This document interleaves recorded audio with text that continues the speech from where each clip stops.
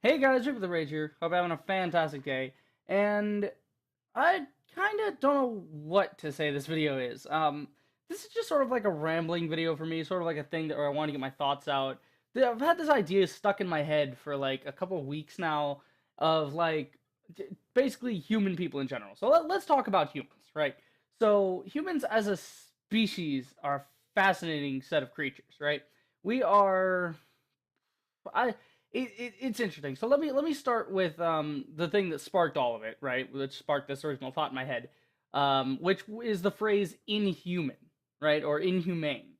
So people like to throw around that word and say that, oh, that's cruel, that's inhumane, that's when talking about something like the meat industry, right, or at least in America. I don't know how they do it in other countries, but at least in America, when people talk, it's like, oh, well, we want to put them down the most humane way possible, or even talking about humans themselves in, say, things like capital punishment.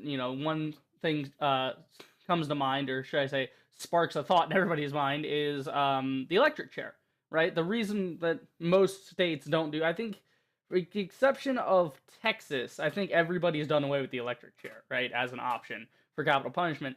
And they did it on the grounds that it was inhuman or it was cruel. It wasn't a humane way to end somebody's life, right? And which they were correct in saying that was a very cruel way to end someone's life, is to pass through them a fuck ton of electricity, because your body just does all these things without you. And yes, your brain gets fried, but for a split second there, or rather longer than it would take a bullet to pass through your head, you are aware of what's happening.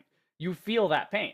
Anybody who's ever accidentally put their finger in a light socket, like I have, would know what just a second, a fraction of a millisecond of electricity passing through your nervous system feels like. It sucks, right? So that would be why they did away with that. But they throw around these phrases like inhuman or inhumane, and well, this is humane, this is not, have some compassion, this, that, and the other. But really, humans are no number one. I mean, it's kind of interesting that we are both just highly evolved animals, and yet we are worse than animals in that way. Our intelligence, by its very nature, makes us capable of things that are far crueler than any animal could do. Now, I'm not going to say that, oh, a lion is nice when it's ripping apart a gazelle, because it's not. It bites it in the leg, it tears its throat out, and that sucks. But the lion does it because it's necessary, right? The lion does it because it's hungry. Humans, we do inhumane things because we want to, or because we think it will bring some sort of justice or fairness. Now, this is not just about capital punishment. I'm not trying to put the whole spiel on that, but it's just sort of this idea that humans, like the word inhumane, just doesn't make any sense to me, right? Humans, I mean, what else could it be? Like, animals aren't cruel to each other, right? I mean, aside from like a monkey picking on another creature by throwing rocks at it, that's about it. But generally, animals are not cruel to each other. They don't play with their food. They don't fuck each other over. They don't try to get an edge on the competition like humans do, right? They just simply exist. And that's no fault to the animals. That's no fault to humans. We're just evolved differently than they are. We are higher on the evolutionary scale.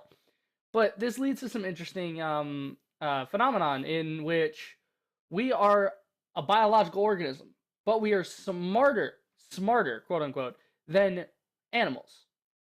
And this then leads to us having the capability, not only the capability, but the capacity to inflict harm on other individuals. Some more so than others, right? Somebody like me, I can't stand to see people hurt. Now, not saying I don't watch horror movies or something like that. But that's different. I couldn't stand the idea of somebody, say, by my own hand being harmed in a cruel way. Now, does that mean I'm completely opposed to violence? No, there are some instances where violence is necessary. But the only time that violence is truly necessary is in self defense. And in that case, it is a life or death situation, and it is you trying to not die, as any organism would choose to do, right? You must go on, you must survive. That's coded in all biological organisms' DNA, is we must persist, right?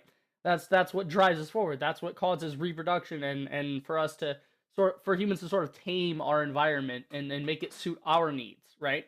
And that's how we built civilizations and shit, because we wanted more. We have ambition, but on the most basic level, it is just survival.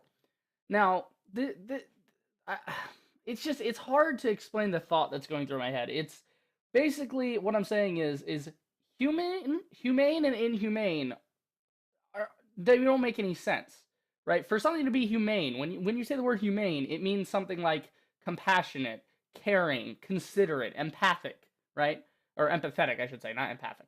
But then you go to a word like inhumane, and inhumane is cruel, unforgiving, remorseless, cold, evil, for lack of a better word, you know. But that's the problem right there, is that we have, by applying a label to it, we then say, okay, well, if you can't be human because you do these things, you must be something else. But biologically and psychologically, you are a human being. You have a conscience, you have two arms, two eyes, two ears, a mouth. You have all of these characters that allow you to belong to the clade of Homo sapien. So, what makes you inhuman? Your actions? I mean, it that sort of seems to be a convenient way for humans to not take responsibility for not necessarily their actions, but the actions of others. To sort of distance themselves and say, that's not part of my species. That's not who I am. You know? But it is. It is who we are. It could be any one of us. There before the grace of God. You know that phrase. But there before the grace of God go I. I'm not religious or anything, but that is a phrase that comes up, when talking about certain instances like this, is that could be me, right? And that's usually more referred to as for homelessness or poverty or something like that, or someone in a worse situation than you. But I think we should apply that also to certain criminal activities and certain things that we, as a civilized people and as a society in general, not America, but humans, right? We should apply that to people who are, I just people who are the worst of humanity, I should say. It showcases like you can see the worst and yet the best of humanity when anywhere you travel on the globe. You can see the horrors in one country, then go to another country, and everybody's fine and happy and everything, and everybody's nice. You get these extremes in the human scale. Ooh, excuse me. Now these extremes can be few and far between, and more often than not, these things are, I guess, sort of kind of hit or miss cases. But then you get things like, say, ISIS or terrorists in general. But then again, that's not really any different than all of human civilization. It's a group of people trying to seize power for themselves and using others to be their armed forces or whatever to, basically playing them as pawns in the greater game of, gaining power and being in control. And that's something, I mean, the people that run ISIS or run terrorist organizations, right?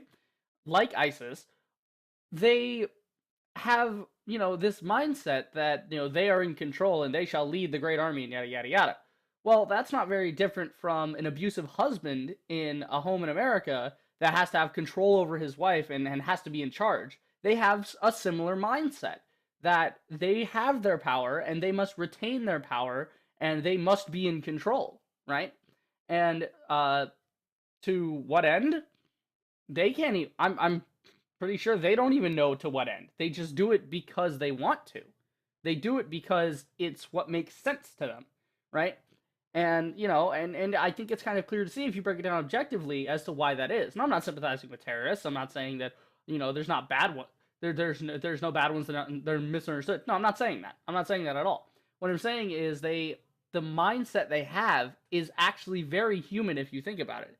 So using words like inhumane or humane or cruel or not cruel, it really breaks down to a sort of objective level because when you think about it, yes, there is really nothing that is inhumane other than, I would assume, a human running around naked eating squirrels, because that's about the only thing that humans, generally don't do, is go hunting, quote unquote. But I don't know. It's an interesting concept when you think about it. I mean, I think Oppenheimer said it best when they had the successful test of the nuclear bomb. They said that he was famous as being quoted as saying, what was it? It was, I have become I am become death, the destroyer of worlds, and that's very true. The technology itself was benign, right? You had this thing that could create nearly unlimited power. It could create a mass amount of power. That could change the game and let everybody have free electricity if they were at least so cheap that it was basically free anyway. If you plug in enough nuclear reactors, everybody gets power. But they used it as a weapon. They took that idea, that information, and they used it for their own personal gains. Now, whether those gains were justified or not is up to historians and people who are far more versed on the subject than I am as to why it was necessary, why it was not necessary, yada yada. But it is certainly interesting to think about how humans can take information. Information and knowledge are by themselves neither good nor bad. It's what you do. It's how you apply that knowledge that causes it to be sort of this problem, if you will. For instance, the helicopter, right? A helicopter was first used as a transport or recon or something. Actually, even further back, let's go to planes. When the Wright brothers supposedly invented flight, there's a big discussion on that as well. But when you have people like the Wright brothers invent flight, right? They build these planes, and I'm not sure, and they were doing it. I'm sure they started out with the dream that, oh, I want to make a man fly. But I don't think they ever considered that that could be taken and turned into a weapon. And at first, the planes were not weapons. They were used for reconnaissance. They had cameras on them. They were spy planes. But then somebody in the military, somebody who is a hammer. When you're a hammer, every solution looks like a nail, right? Or your solution to everything is to smash it like it's a nail, right? They looked at that and said, "Huh, we can have our man fly over the battlefield and release, and he would have a height advantage on the enemy, so he could release explosive devices upon the enemy's head. Thus, the invention of bombers, the invention of using planes as weapons, or weaponizing planes, I should say. And that right there shows what humans are capable of with the simplest of things. And I often think when I'm thinking about inventions and such and things of this sort, is I like to think of Da Vinci. And poor Da Vinci was ahead of his time. He didn't have the technological means to make a man fly or to make any of his grand inventions that he never finished because he simply couldn't. He didn't have the power and the electricity and the things we have today that can make his inventions work. But at the same time, I shudder at the thought of Da Vinci actually being able to produce some of the things he was capable of producing, because he could have very well, invented something horrific and horrendous. I mean, think even further back. Let's go to the invention of the bow and arrow, for instance. The invention of the bow and arrow. Before that, people threw spears. They had rocks and slings and things of that sort. But when someone invented the bow and arrow, that was the pinnacle of weapons technology. That was the go-to end-all be-all weapon, because you could engage an enemy so far away from you that they couldn't stand a chance. If you hit them dead center of the chest, okay, but then you started making armor to combat that. So then they started making metal-tipped arrows to combat the armor, and then the armor got thicker, and then they had arrows, and then they made something that fired us, and it just kept going on and on. All of human civilization is sort of an arms race, and I'm getting kind of off topic here, going into the military stuff, but I think those cases show what humans are capable of, and the fact that we even make up a word like inhumane to try and sort of distance ourselves from that, or say, oh, that's not me, that's not what I believe humanity is. Well, sorry, look in the mirror, that's what we are. That is what we are, and that is what happened, and nothing can change that. Now, can we certainly go into the future and try and avoid such things? Yes, we can try to better ourselves and be better as a species. But as of right now, we can't really say that something's inhumane. I mean, if something's inhumane, what does that mean? A lobster can do it, or it's not worthy of human. Not necessarily is it not worthy of humans. Is it beneath humans to do? Is it something so horrible that humans can't be associated with it? It's sort of, for lack of a better word, it's kind of political correctness for all of the human species, right? For lack of a better term, there, it's it's an interesting idea when you think about it, that humans would take acts that humans are fully capable, not only capable of doing, but in some cases eager to do, and yet we act as though those are away from us, that those are that those are the exception, not the rule. But when you look at human history, there's a lot of violence, there's a lot of bloodshed, and not faulting humans for this. Organisms fight. That's what we do. We try to survive. We try to spread, and that's what organisms are made to do. That's what life does. It advances. You survive or you die. That's it. Two ways about it. Simple evolutionary scale. But it's just it's fascinating. I mean, I'm sure a lot of these questions are going to be on the forefront of everybody's mind once we actually make contact with another alien civilization, which, it's like people that don't believe there's aliens, like, come on, there's a giant goddamn universe. And, I think, I can't quote the man directly, I don't remember who said it, but there was a guy that said there exists only two possibilities, that we are alone in the universe or we are not, and both are equally terrifying, which is true, because either we are one species in this entire universe as of right now, and no one else exists, right? Which means we're alone, and we could potentially snuff out all sentient life in the universe for a long time if we fuck up and get our planet destroyed. Or we aren't alone, and there's somebody out there who's maybe just a little bit higher on the evolutionary scale than we are, maybe has superior technology to us, maybe has different views than us, and could possibly be an enemy or an ally. We don't know. And it's the unknown that we fear, and it's an interesting concept. But again, these are things that, I mean, ordinary people don't think about. I didn't think about too much until this thought just got in my head. It's been rattling around for a while. I just wanted to make this video. I wanted to get my thoughts out there so I could go back to thinking normally. I just had to tell this to somebody. I don't know.